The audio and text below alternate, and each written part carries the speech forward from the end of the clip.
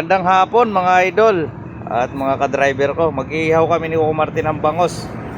Tapos may tilapia kami, prito namin. Luto siya ng hapunan namin, kanin. Kape muna tayo. O mga idol, yung ating bangos, lagyan lang natin ng palaman, kamatis, sibuyas. Nagsama na.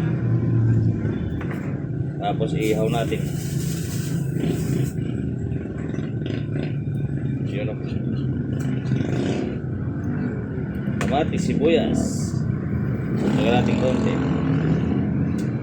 Yun. Tapos yung pamprito nating tilapia mga idol, lagyan natin ng asin para malasa. So, ayos na yung hapunan namin ni Coco Martin. Luto na lang natin yan. Meron kaming oil pan mga idol, yung sahod namin sa langis pag sa pick up. Gagawin namin ihawan. Double purpose mga idol. Ayan, lagay tayo ng uling ano.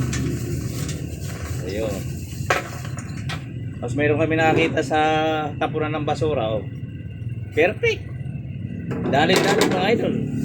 I-set up lang natin yung ating ihawan. Diskarte ka talaga idol. Ayan, nagpalingas na tayo ng ating ihawan ng bangus. So ayun na mga idol, nakasalang na yung ating inihaw na bangos. Napaka-diskarte talaga ni idol. Pinag-parkingan natin, nag-ihaw tayo. Kaharap niya no, kainan, malaking kainan no. Ayan, makita nila yung inihaw natin na bangos mga idol. Daming baga mga idol, isa lang yung bangus natin. Daming baga oh, maraming uling na lalagay natin. Luto na yung pinirito ni Coco Martin mga idol na tilapia. Ayan, paluto na rin yung ating bangus na ini.